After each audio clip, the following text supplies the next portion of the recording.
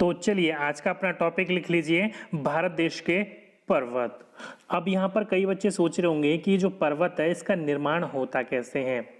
तो ध्यान रखिएगा कि जमीन के अंदर जो मैग्मा होता है ना, वो 5000 मीटर या इससे ऊपर जमता है, तब पर्वतों का निर्माण होता है। और अगर आपसे पूछा जाए कि पर्वत कितने प्रकार के होते हैं, तो पर्वत के 4 प्रकार होते हैं, लेकिन यह आपका एक अलग टॉपिक है, तो हम इसको एक अलग टॉपिक में पढ़ेंगे। भारत के पर्वत के जो प्रकार हैं उनको मैं एक सेपरेट वीडियो में करवाऊंगा, वहां पर अच्छे से समझाने की कोशिश मैं आपको करूंगा। ओके। और भारत की बात करी जाए ना, तो भारत का जो सबसे नवीनतम पर्वत का जो निर्माण हुआ था वो हिमालय पर्वत है, जो कि भारत के कहाँ स्थित है, उत्तर में हिमालय पर्वत स्थित है। जैसे कि आप मैप में देख रहे हो, ये जो पूरा भाग जो उत्तर का है ना, ये पूरे के पूरे उत्तर भाग में आपके हिमालय बसा हुआ है। जैसे कि आप देख रहे हो, ये पूरी के पूरे आपकी क्या है, हिमालय श्रेणी है। और इसी को ही समझने के लिए हिमालय पर्वत को 4 अलग श्रेणियों में बांटा गया है, आपका उत्तर से दक्षिण की ओर। ध्यान से सुनिएगा, आपको हिमालय को समझने के लिए उसको वैज्ञानिकों ने उत्तर से दक्षिण की ओर 4 भागों में बांटा गया है, और उसी के साथ साथ में पश्चिम से पूर्व की ओर समझने के लिए भी हिमालय को 4 भागों में बांटा गया है। दोनों तरफ से मैं आपको समझाने की कोशिश करूंगा, कहीं से भी आपका क्वेश्चन पुटअप होगा ना, वो आपका मिस नहीं होगा। पहले हम बात कर लेते हैं कि उत्तर से दक्षिण की ओर 4 भागों में किस किस में बांटा गया है। अगर हिमालय के 4 भागों में से उत्तर से दक्षिण की ओर में जो पहला भाग आपका आता है, वो आपका ये वाला भाग है, जो वो पहला भाग कहलाता है, जिसको ट्रांस हिमालय के नाम से जाना जाता है। ओके। और साथ ही साथ में ध्यान रखिएगा, ये जो ट्रांस हिमालय है, इसी के में आपका भारत की जो सबसे ऊंचा दर्रा है ना, काराकोरम दर्रा, इसी हिमालय में ही आपका स्थित है, जम्मू एंड कश्मीर में। ओके।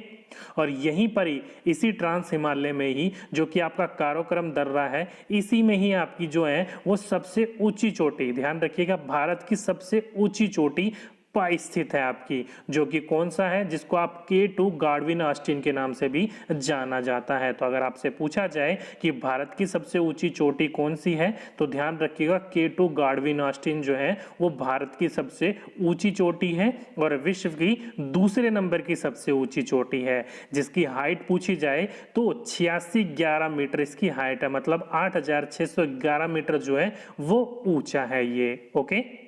और दूसरे भाग की बात करी जाए तो दूसरे भाग को या तो वृहत हिमालय या फिर महान हिमालय के नाम से जाना जाता है। और साथ ही में ही जो विश्व के सर्वोच्च शिखर जो है ना, वो इसी श्रेणी पर आपकी स्थित है। जैसे कि आपने देखा नेपाल में, जो कि हमारा विश्व का सबसे ऊंचा पर्वत है, वो आपका नेपाल में पाया जाता है, इसी श्रेणी में, जो कि कौन सा है, माउंट एवरेस्ट, जिसको नेपाल में किस नाम से जाना जाता है, सागरमाथा के नाम से जाना जाता है, जिसकी ऊंचाई कितनी है, तो 8848 मीटर, या फिर कई बार इसको 8850 मीटर के नाम से भी आपको देखने को मिल जाएगा। ओके।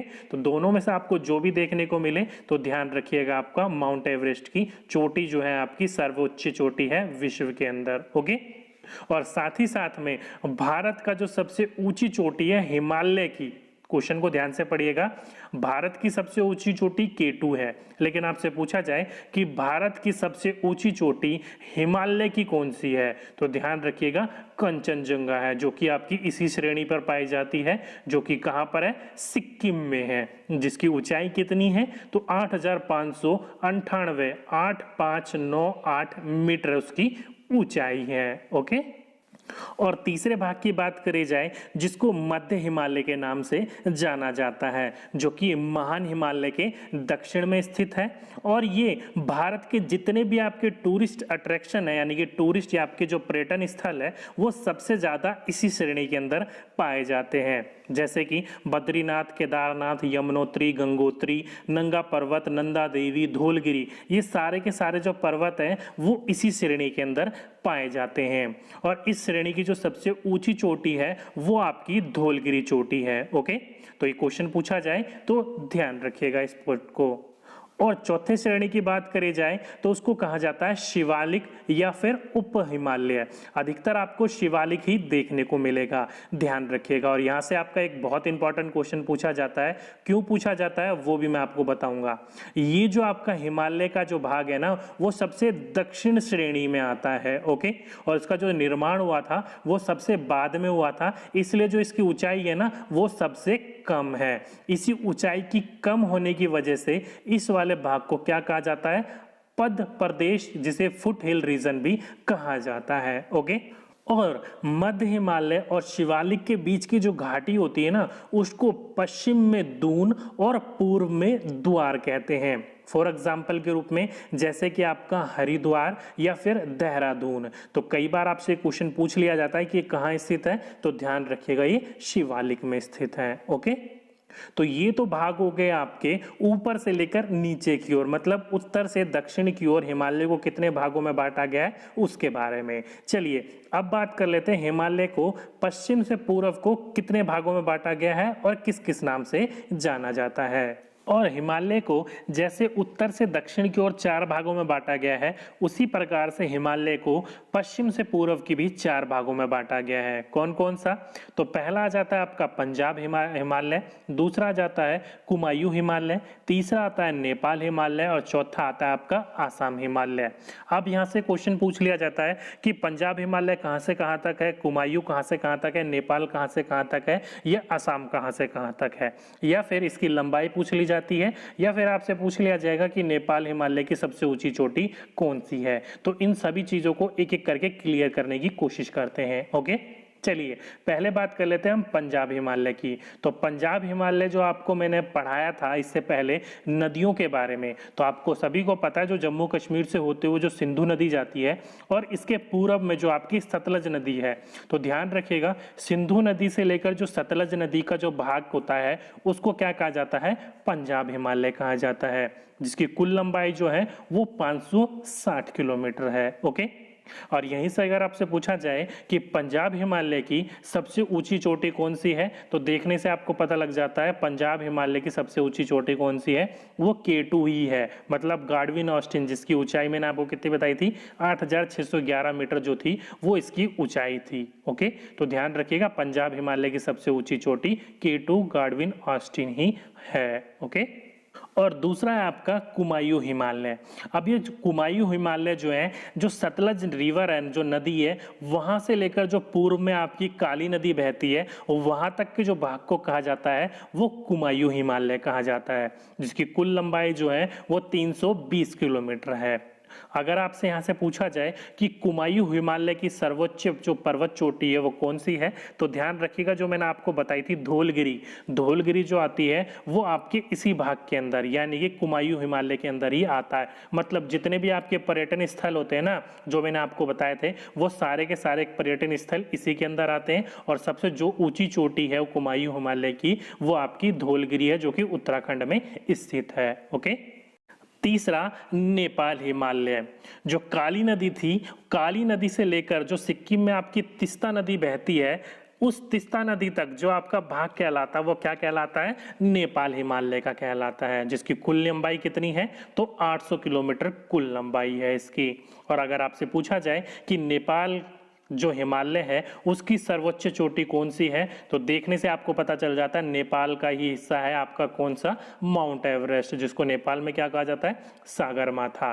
तो अगर आपसे पूछा जाए कि नेपाल हिमालय की सबसे ऊंची चोटी कौन सी है, तो ध्यान रखिएगा माउंट एवरेस्ट ही है, ओके। और चौथा आसाम हिमालय, जो ये आसाम हिमालय है जहां आपका नेपाल हिमालय खत्म हुआ था तीस्ता नदी के पास। तो तीस्ता नदी से लेकर जो अरुणाचल प्रदेश में दिहांग नदी बहती है, जो कि ब्रह्मपुत्र नदी भी है आपकी, वहां तक जो आपका भाग कहलाता है वो आसाम हिमालय का भाग कहलाता है, जिसकी कुल लंबाई कितनी है, 720 किलोमीटर है। तो देख सकते हो 4 भागों में बांटा गया है आपका पश्चिम से लेकर पूर्व में। अगर आपसे पूछा जाए ये 4 भागों में सबसे ज्यादा लंबाई किसकी है, तो मैंने आपको बताई थी अभी इससे पहले नेपाल हिमालय, उसकी लंबाई कितनी थी, लगभग 800 किलोमीटर। तो सबसे लंबा भाग वो नेपाल हिमालय का ही होता है, और साथ ही साथ में अगर आपसे पूछा जाए कि असम हिमालय का सबसे ऊंची चोटी कौन सी है, तो आपको दिखने में पता ही लग रहा है, जो आपका सिक्किम के अंदर कंचनजंगा है वो सबसे ऊंची चोटी है आपके असम हिमालय की। ओके, तो ये कुछ क्वेश्चंस थे, कई बार पूछ लिए जाते हैं उत्तर से दक्षिण की ओर या पश्चिम से पूर्व की ओर, दोनों को मैंने आपको अच्छे से समझाने की कोशिश करी है। चलिए अब बात कर लेते हैं, ये तो हो गया आपके ऊपर वाले भाग की, उत्तर वाले भाग की। चलिए अब भारत के मध्य वाले भाग की बात करते हैं कि भारत के मध्य में कौन कौन सी आपके पर्वत आते हैं प्रमुख। अगर भारत के मध्य के पर्वतों के बारे में बात करी जाए तो भारत का जो सबसे पुराना पर्वत है अरावली पर्वत, वो भारत के मध्य में ही स्थित है। तो कई बार आपसे पूछ लिया जाता है कि भारत का जो प्राचीनतम पर्वत है, जब सबसे पुराना पर्वत है वो कौन सा पर्वत है, तो अरावली पर्वत है, जो कि कहाँ पर स्थित है, तो अरावली पर्वत जो है वो राजस्थान के यहाँ पर स्थित है। इस जगह पर आप देख सकते हो, ये आपकी लोकेशन है अरावली पर्वत की। और ये जो अरावली पर्वत ही है, यहीं पर ही आपसे पूछ लिया जाता है कि अरावली पर्वत की सबसे ऊंची चोटी कौन सी है। तो ध्यान रखिएगा, अरावली पर्वत की सबसे ऊंची चोटी जो है वो गुरु शिखर है, जिसकी कुल लंबाई कितनी है, तो 1722 मीटर। ध्यान रखिएगा 1722 मीटर जो है वो अरावली पर्वत की सबसे ऊंची चोटी, गुरु शिखर की चोटी जो है उसकी ऊंचाई है ये। ओके, और साथ ही साथ में भारत के मध्य में एक और पहाड़ी जो है वो काफी प्रमुख है, जो कि सतपुड़ा की पहाड़ियां हैं, जो कि कहां पर स्थित है, वो मध्य प्रदेश में स्थित है। जो कि कहां है, लोकेशन में आप देख सकते हो, ये सारे का सारा जो हिस्सा है ना वो सतपुड़ा की पहाड़ियों का है। और आपसे पूछा जाए कि सतपुड़ा की पहाड़ियों में जो सबसे ऊंची चोटी है वो कौन सी है, तो ध्यान रखिएगा धूपगढ़ जो है वो इसकी सबसे ऊंची चोटी है, जिसकी लंबाई कितनी है, तो 1350 मीटर जो है इसकी लंबाई है।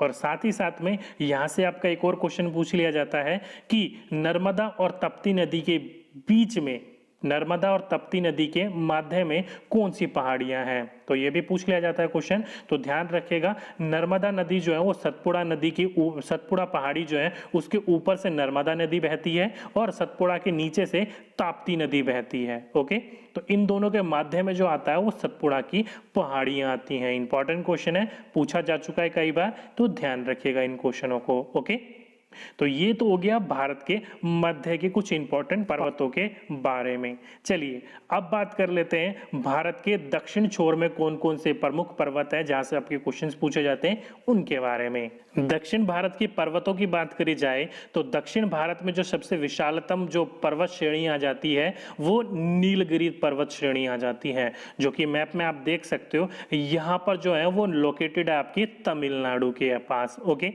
यहां से आपका एक बहुत मोस्ट इंपॉर्टेंट क्वेश्चन पूछ लिया जाता है कि पश्चिमी घाट और पूर्वी घाट दोनों की तरफ, यानी कि जो आपकी ये गुजरात की तरफ में जो घाट होते हैं इनको पश्चिमी घाट कहा जाता है, और जो पूर्व की तरफ होते हैं आपके, जो कि आप यहाँ पर देख सकते हो चेन्नई की तरफ, तमिलनाडु की तरफ जो घाट होता है वो पूर्वी घाट कहलाता है। जब मैंने आपको घाट वाला चैप्टर करवाया था वहां पर मैंने आपको अच्छे से विस्तारित किया था। यहाँ से क्वेश्चन बहुत पूछ लिया जाता है कि पश्चिमी घाट और पूर्वी घाट जहां पर ये दोनों मिलते हैं वह कौन सी पर्वत श्रेणियां आती हैं, तो ध्यान रखिएगा पश्चिमी घाट और पूर्वी घाट जो है वो नीलगिरी पर्वत श्रेणी के पास में ही आकर मिलती है, तो नीलगिरी ध्यान रखिएगा। ओके, और साथ ही साथ में अगर आपसे पूछी जाए कि नीलगिरी पर्वत श्रेणी की सबसे ऊंची चोटी कौन सी है, तो ध्यान रखिएगा डोडा बेटा। ओके, नीलगिरी पर्वत श्रेणी की सबसे ऊंची चोटी जो है वो डोडा बेटा है, जिसकी ऊंचाई कितनी है, तो उसकी ऊंचाई है 2637 मीटर, 2637 मीटर जो है वो सबसे ऊंची चोटी है आपके नीलगिरी पर्वत की। या फिर आप बोल सकते हो कि दक्षिण भारत की दूसरी सबसे ऊंची चोटी में जो नाम आता है वो डोडा बेटा का आता है। तो दक्षिण भारत की दूसरी सबसे ऊंची चोटी जो है वो डोडा बेटा हो गई। तो पहली कौन सी हुई, तो इसी के नीचे आ जाती हैं आपकी अन्नामलाई की पहाड़ियां। ओके, नीलगिरी पर्वत के नीचे आ जाती है अन्नामलाई की पहाड़ियां।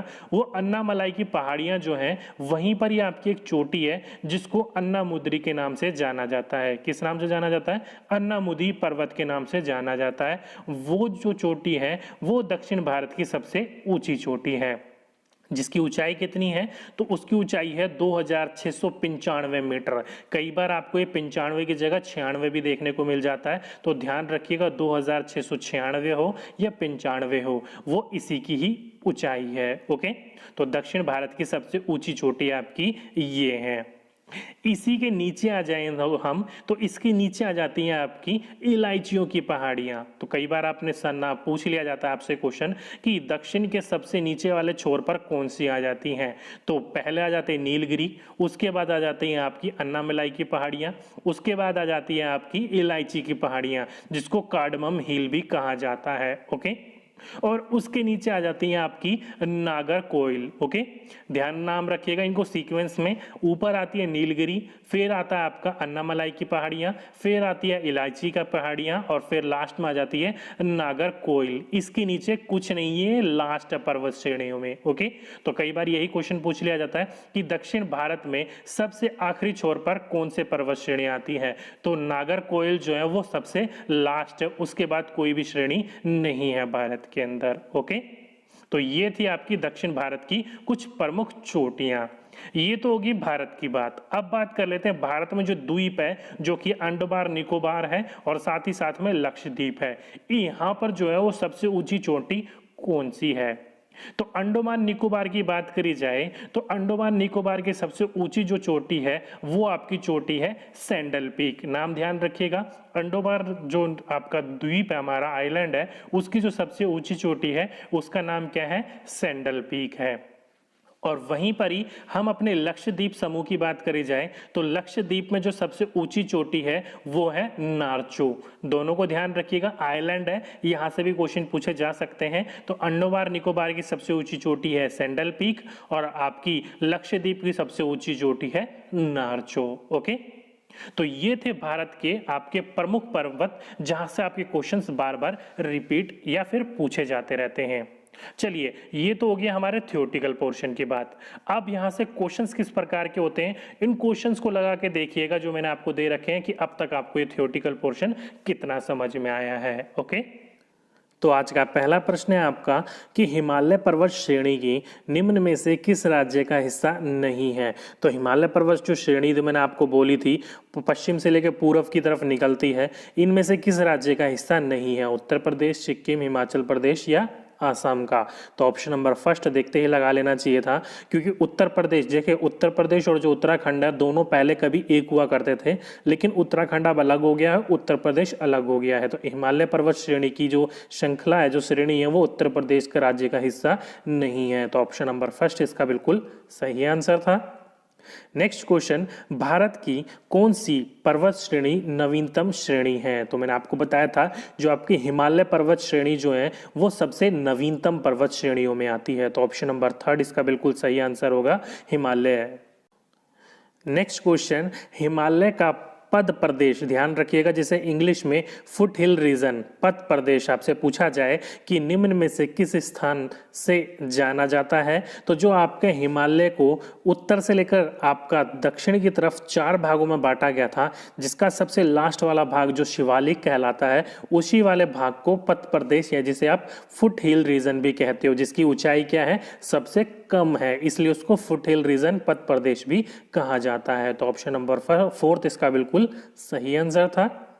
नेक्स्ट क्वेश्चन, भारत का सबसे ऊंची पर्वत चोटी कौन सी है। तो भारत की पूछी गई है, तो कौन सी है, K2 गार्डविन ऑस्टिन जो है वो भारत की सबसे ऊंची चोटी है। तो ऑप्शन नंबर फर्स्ट इसका बिल्कुल सही आंसर है। और अगर आपसे पूछा जाए कि विश्व की, तो ध्यान रखिएगा माउंट एवरेस्ट है विश्व की सबसे ऊंची चोटी, और फिर गार्डविन ऑस्टिन है, यानी कि विश्व की सबसे पहली ऊंची चोटी है माउंट एवरेस्ट और दूसरी है Godwin Austen. Okay, next question, Nanda Devi स्थित है। तो नंदा देवी पर्वत जो है वो कहाँ स्थित है, तो वो उत्तराखंड में स्थित है। तो ऑप्शन नंबर सेकंड इसका बिल्कुल सही आंसर था।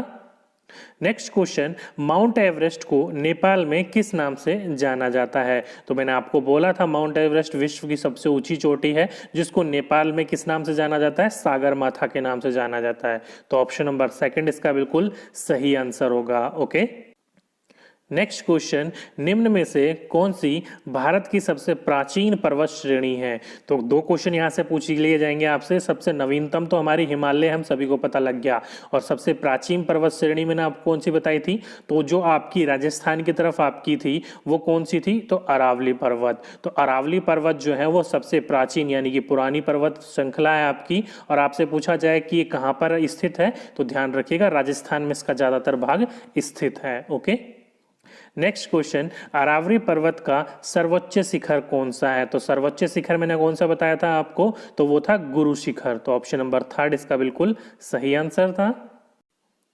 नेक्स्ट क्वेश्चन, दक्षिण भारत की सबसे ऊंची चोटी है। तो अब दक्षिण भारत की पूछी गई है, तो सीरियल वाइज मैंने आपको बताया था कि कौन सी चोटी किस तरफ आती है और सबसे एंड वाला भाग कौन सा होता है। तो दक्षिण भारत की सबसे ऊंची चोटी का नाम आए तो वो कौन सा है? अन्नीमलाई के पहाड़ियों में कौन सी थी? अन्नामुद्रई, जो थी आपकी दक्षिण भारत की सबसे ऊंची चोटी। तो ऑप्शन नंबर 3 इसका बिल्कुल सही आंसर है, अन्नामुदी। ओके, ये आपकी दक्षिण भारत की सबसे ऊंची चोटी है। नेक्स्ट क्वेश्चन, पश्चिम घाट और पूर्वी घाट को किस पर्वत श्रेणी पर मिलते हैं? तो पश्चिमी घाट और पूर्वी घाट जो दोनों तरफ से आते थे वो कौन सी पर्वत श्रृंखला श्रेणियों पर मिलते थे? तो वो नीलगिरी पर्वत के पास मिलते थे। तो ऑप्शन नंबर 2 इसका बिल्कुल सही आंसर है। नीलगिरी के बाद ही आपका क्या आता था? अन्नामलाई की पहाड़ियां आती थी। तो ऑप्शन नंबर 2 इसका बिल्कुल सही आंसर है। और यहीं पर ही अगर आपसे पूछा जाए कि नीलगिरी पर्वत की सबसे ऊंची चोटी कौन सी है, तो डोडा बेटा मैंने आपको बताई थी नीलगिरी पर्वत की सबसे ऊंची चोटी में आती है डोडा बेटा। ओके, नेक्स्ट क्वेश्चन, नर्मदा एवं ताप्ती नदी के मध्य स्थित है। तो आपको पढ़ाते समय मैंने बोला था कि नर्मदा और ताप्ती नदी जो है उसके बीच में आपकी सतपुड़ा की पहाड़ियां आती हैं। तो ऑप्शन नंबर 2 इसका बिल्कुल सही आंसर होगा आपका। सतपुड़ा की पहाड़ियां जो है वो नर्मदा और ताप्ती नदी के मध्य स्थित है, बीच में स्थित है। ओके, इसके ऊपर और नीचे से नर्मदा और ताप्ती नदी बहती है। काफी बार ये क्वेश्चन पूछा जा चुका है, तो ध्यान रखिएगा। नेक्स्ट और लास्ट क्वेश्चन आज का, कि अंडमान निकोबार द्वीप समूह की सर्वोच्च पर्वत चोटी है। तो अंडमान निकोबार की जो सबसे ऊंची पर्वत चोटी कौन सी बताई थी मैंने आपको? Sandal peak. तो ऑप्शन नंबर 1 इसका बिल्कुल सही आंसर है। और वहीं पर ही आपसे पूछा जाए कि लक्षद्वीप की सबसे ऊंची पर्वत चोटी कौन सी थी, तो नारचो सबसे ऊंची चोटी थी लक्षद्वीप की। तो दोनों क्वेश्चन यहीं पर ही देख लेना आप, अंडमान निकोबार के सैंडल पीक और आपकी जो आपके इस तरफ पड़ जाती है पश्चिम साइड जो कि लक्षद्वीप है, आइलैंड है, वो उनका कौन सा सबसे ऊंची चोटी है? तो नारचो उनकी सबसे ऊंची चोटी है। ओके, तो ये था आज का पूरे का पूरा आपका टॉपिक, जो कि आपकी भारत की प्रमुख चोटियां या फिर माउंटेन्स या फिर पर्वत आप बोल सकते हो। ओके, तो दोस्तों आज की वीडियो में बस इतना ही। अगर वीडियो अच्छी लगी हो तो नीचे जाकर वीडियो को लाइक करना ना भूलिएगा और अपने दोस्तों के साथ शेयर करना ना भूलिएगा। और साथ ही साथ में अगर आपने चैनल को अब तक सब्सक्राइब नहीं कर रखा तो जल्दी से सब्सक्राइब कर लीजिए, और उसके साथ में जो बेल आइकन होगा उसको भी दबा दीजिएगा, ताकि आने वाली वीडियोस का नोटिफिकेशन आपको टाइम टू टाइम मिलती रहे। तो दोस्तों आज की वीडियो में बस इतना ही। आपसे फिर मुलाकात होगी नेक्स्ट वीडियो में। जब तक के लिए जय हिंद, जय भारत।